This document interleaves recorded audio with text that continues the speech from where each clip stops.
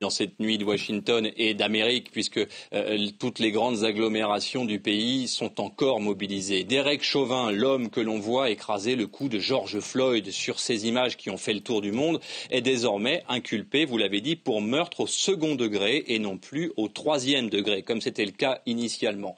Ça veut dire qu'il sera poursuivi non plus pour homicide involontaire, mais pour homicide volontaire. Un crime passible de 40 ans de prison dans le Minnesota, là où le crime a eu lieu.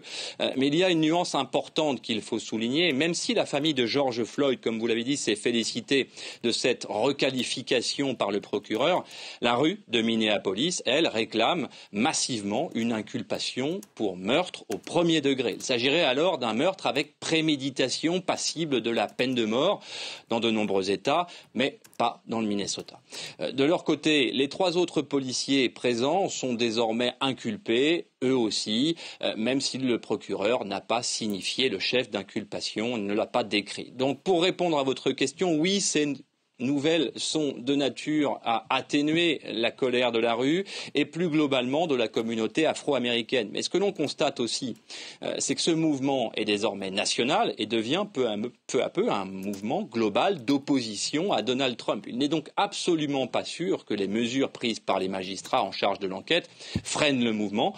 Rappelons que la contestation n'a pas cessé de grossir au cours de la semaine écoulée et depuis 9 jours et nuits, et qu'en ce moment même, dans la nuit américaine, les plus grandes villes du pays restent mobilisées.